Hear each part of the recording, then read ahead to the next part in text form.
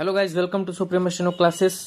Guys तैयार रहिए, मैं डिक्टेशन देने जा रहा हूँ बिहार सिविल कोर्ट स्टेनो की जो एग्जामिनेशन होने वाली है दिसंबर 2023 में। तो उसके में हिंदी का जो है आज मैं डिक्टेशन देने जा रहा हूँ। सो बी रेडी गाइज, 5 सेकेंड। योग भारत की प्राचीन परंपरा की अमूल्य निधि है। यह शरीर व मस्तिष्क के बीच एकता स्थापित करने का विज्ञान है। मनुष्य और प्रकृति के बीच जुड़ाव का नाम ही योग है। यह विचार, संयम और निरोगता प्रदान करने वाला है। हमारी बदलती जीवन शैली में यह चेतना बनकर हमें जलवायु परिवर्तन से निपटने में मदद करता है।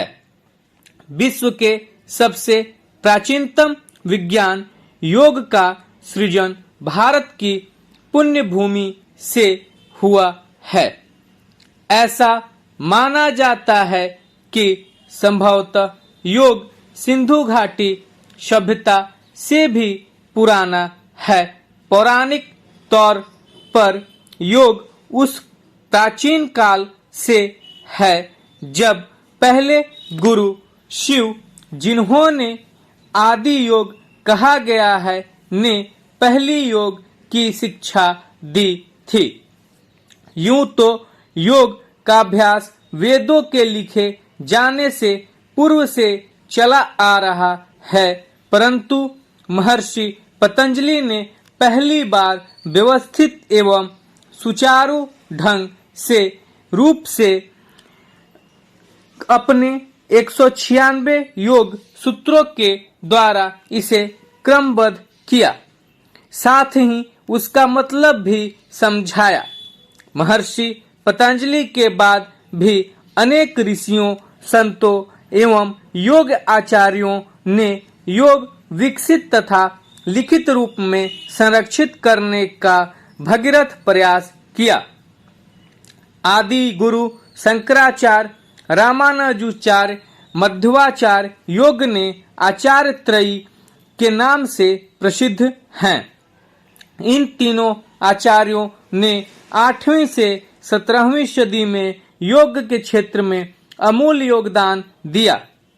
स्वामी विवेकानंद, परमहंस योगानंद, स्वामी रामतीर्थ ने योग विद्या को जन सामान्य के बीच प्रचलित किया।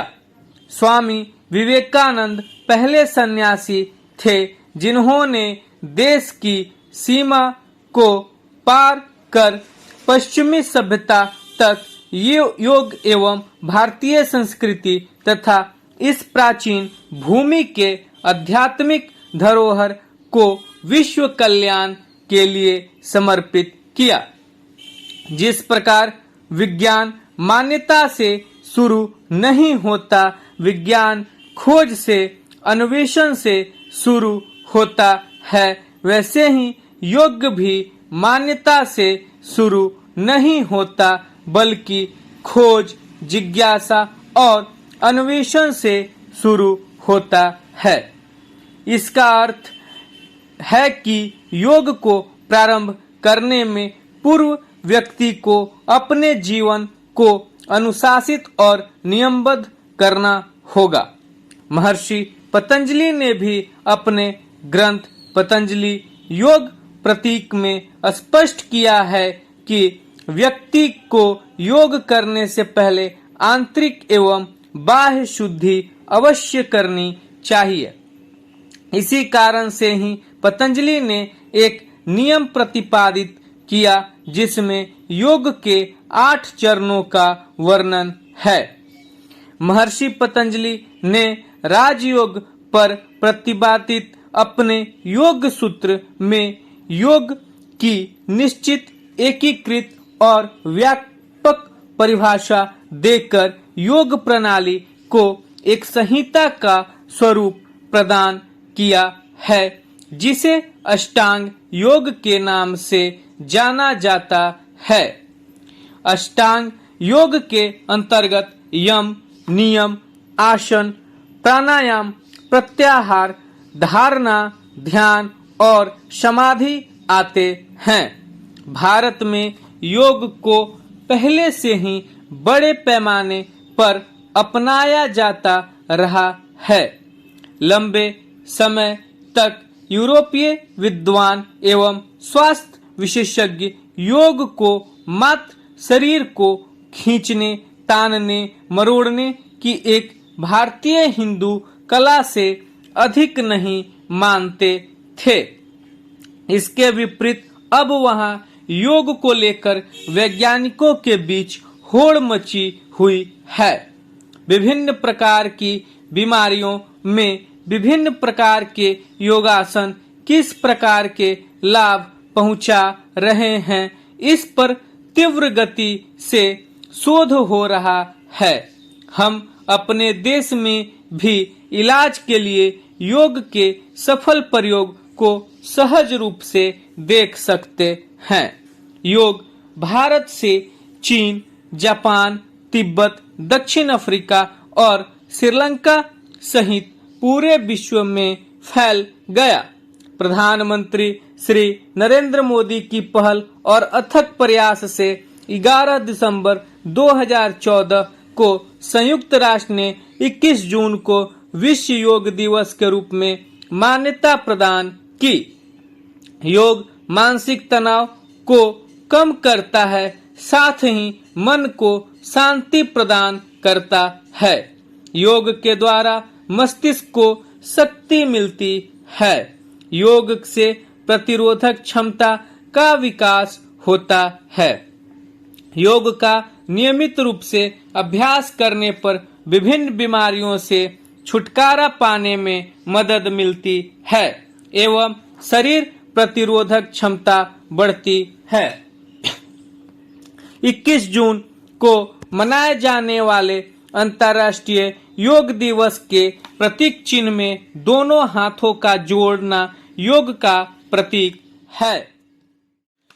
यह व्यक्तिगत और चेतना के साथ योग को प्रतिबंधित करता है। यह शरीर और मन, मनुष्य और प्रकृति की समरसता का भी प्रतीक है तथा स्वास्थ्य और कल्याण के समग्र दृष्टिकोण को भी दर्शाता है। इसमें चित्रित भूरी पत्तियां भूमि, हरी पत्तियां प्रकृति और नीली पत्तियां अग्नि तत्व का प्रतीक है। दूसरी ओर सूर्य ऊर्जा और प्रेरणा के स्रोत का प्रतीक है।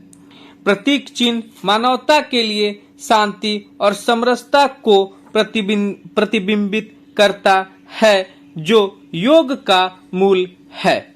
वर्तमान में शारीरिक रूप से लगभग निष्क्रिय हो चुकी अपनी जीवन शैली में अगर आप सकारात्मक बदलाव लाना चाहते हैं तो सबसे आसान, प्रभावी और सुरक्षित माध्यम योग है, वो भी बिना कुछ खर्च किए।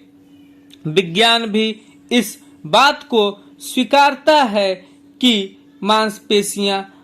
मांसपेशियों की ताकत और शरीर के लचीलेपन में वृद्धि, श्वसन और हृदय संबंधी बेहतर गतिविधि, व्यसन से उबरना, तनाव, चिंता, अवसाद और लंबे समय से चले आ रहे दर्द में कमी, नींद की प्रकृति में सुधार के साथ साथ समग्र स्वास्थ्य लाभ के लिए योग सबसे बेहतरीन उपाय है। स्टॉप। सो गाइस, ये हिंदी का डिक्टेशन था around 800 word, around 85 WPM। Guys, आप लोग अच्छे से इसको लिखिएगा, ट्रांसक्राइब कीजिएगा और अपनी गलती को चेक कीजिएगा। और जैसा कि मैंने पहले भी कहा है, मैं अभी भी इस बात को रिपीट कर रहा हूं कि मेरे डिक्टेशन थोड़े से टफ होते हैं, ठीक है, जिससे आपको घबराना नहीं है, क्योंकि मैं चाहता हूं कि आप एग्जामिनेशन के लिए अच्छे से प्रिपेयर्ड हो जाए, ठीक है। चूँकि आपको जो है इजी डिक्टेशन या फिर मॉडरेट डिक्टेशन आपको हर जगह मिलेंगे, लेकिन इस तरीके के डिक्टेशन आपको सिर्फ सुप्रीम स्टेनो क्लासेस ही प्रोवाइड करती है, वो भी फ्री ऑफ कॉस्ट। ठीक है, तो हम यही चाहते हैं कि आप अच्छे से अच्छे तैयारी कीजिए और अपना जॉब को सिक्योर कीजिए। यदि आपको डिक्टेशन पसंद आ रहा है तो चैनल को लाइक शेयर सब्सक्राइब कीजिए। थैंक यू सो मच, मिलते हैं नेक्स्ट डिक्टेशन में।